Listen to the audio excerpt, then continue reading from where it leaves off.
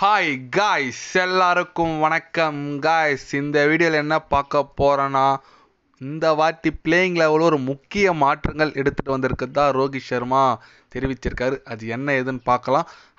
அது மட்டும் இல்லாமல் நம்ம இந்தியா வேறு சூப்பராக வின் பண்ணியிருக்காங்க பாகிஸ்தான் அன்றைக்கி ஆப்போசிட்டாக. லோ ஸ்கோரிங் மேட்சுங்க. நான் தான் ஹை ஸ்கோரிங் மேட்ச் பார்த்தாலும் அந்த லோ ஸ்கோரிங் மேட்ச் பார்க்குறது ஒரு த்ரில்லே வேறு தான். கண்டிப்பாக அன்றைக்கி நல்லா இருந்துச்சு. இதை குறித்து இன்றைக்கி பார்த்தீங்கன்னா யூஎஸ்ஏ அணி கூட விளையாடுறாங்க நம்ம இந்திய அணி. காலையில் பத்திரிகையாளர் சந்தித்தார் நம்ம ரோஹித் சர்மா. அதை பற்றி டீம் பற்றி என்ன சொன்னார்னா, எங்கள் டீம் நல்லா தான் இருக்குது, போலிங்லேயே எங்கள் டீம் அடிச்சுக்க ஆள் இல்லை, செம்மையாக இருக்குது டீமு, கண்டிப்பாக செம கான்ஃபிடென்ஸோடு இருக்கும். அது இல்லாமல் யூஎஸ்ஏ நாங்கள் குறைச்சி எடை போடல, ஏன்னா பாகிஸ்தானவே ஜெயிச்சிருக்காங்க. கண்டிப்பாக அவங்களோட நல்லா இருக்குது, பேட்டிங் போலிங் ஃபீல்டிங் எல்லாமே நல்லா இருக்குது. கண்டிப்பாக நாங்கள் எங்களோட ஃபுல் முயற்சி போட்டால் மட்டும்தான் வெற்றி பெறும்னு எங்களுக்கு தெரியும்.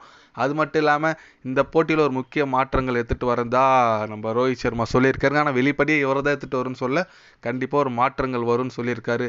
அநேகமாக அந்த மாற்றங்கள் நம்ம சஞ்சு சாம்சங் தான் வரதா தகவலும் வெளியே இருக்குங்க. ஏன்னு கேட்டிங்கன்னா, சிவன் தூபே அந்தளவுக்கு ஃபார்ம் இல்லைங்க. கண்டிப்பாக போன அந்த மாதிரி பிச்செல்லாம் நம்ம சஞ்சு சாம்சனை இறக்கி விட்டுருந்தா கண்டிப்பாக நல்ல ஒரு 140-150 ஸ்கோருக்கு எடுத்துகிட்டு வந்திருப்பார். ஏன்னா அந்தளவுக்கு நல்ல அந்த பிச்சுக்கு நல்லா தள்ளி ஆடுற பிளேயர், ரீசெண்ட் டைமில் ஃபார்மில் இருக்கிற பிளேயர். பட் அவர் பெஞ்சில் உட்காந்து இருக்கிறது பார்க்க தான் ரொம்ப கஷ்டமாக இருக்குது.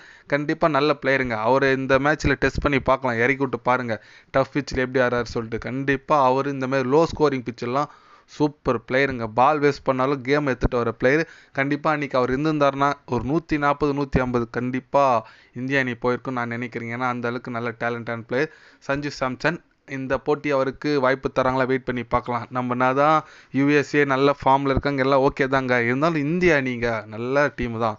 நம்ம போலிங்லாம் தெரியும் உங்களுக்கு, பும்ரா, சிராஜ், ஹர்தீப் சிங் சொல்லிட்டு பயங்கரமாக இருக்குது போலிங் அட்டாக்கு. அதனால் இந்த மேட்ச் ஒரு சான்ஸ் கொடுத்து பார்க்கலாங்க நம்ம சஞ்சு சாம்சனுக்கு. ஏன்னா அவர் இந்தியன் டீமுக்கோசரம் நல்ல ஆவரேஜ் வச்சுருக்காரு, 40+ ஆவரேஜ் வச்சுருக்காரு. ஏன்னா அவர் ஒரு 5th டவுனில் 4th டவுன் அப்படி கூட இறக்கி விட்டிங்கன்னா கண்டிப்பாக சூப்பராக பண்ணுவாருங்க நம்ம சாம்சன். அதுவும் இந்தமாதிரி லோ ஸ்கோரி பிச்சுக்கு. அதனால் இந்த போட்டி அவருக்கு வாய்ப்பு கொடுத்து பார்த்தாங்கன்னா, நல்லா பர்ஃபார்மன்ஸ் பண்ணாருன்னா அடுத்து வர போட்டியில் கண்டிப்பாக ரொம்ப முக்கியமான போட்டிங்க. இந்த மேட்ச் யூஎஸ்ஏ, அடுத்த மேட்ச் கனடா கூட விளையாடுறாங்க. 2 மேட்ச் முடிச்சுட்டு அப்புறம் பார்த்தீங்கன்னா சூப்பர் 8 சுற்று போது கண்டிப்பாக அது எல்லா போட்டியும் விறுவிறுப்பாக இருக்கும். அதனால் அந்தமாரி போட்டியெல்லாம் நம்ம சஞ்சு சாம்சன் கிளம்பிறங்கன்னா நல்லாயிருக்கும் நான் நினைக்கிறேன். எத்தனை பேர்லாம் சஞ்சு சாம்சன் திருப்பியும் இந்திய அணிக்கு வரணும்னு நினைக்க சொல்லிட்டு கமெண்ட் பண்ணிட்டு போங்க. இது போன்ற ஸ்போர்ட்ஸ் நியூஸை தெரிஞ்சுக்கணும் சேனல் சப்ஸ்கிரைப் லைக் பண்ணிக்கோங்க. கண்டிப்பாக கிரிக்கெட் பற்றி, முக்கியமாக வேர்ல்டு கப் பற்றி day by day channel update வரும். மறக்காமல் சப்ஸ்கிரைப் மட்டும் கொஞ்சம் பண்ணி வச்சுக்கோங்க. நன்றி, வணக்கம்.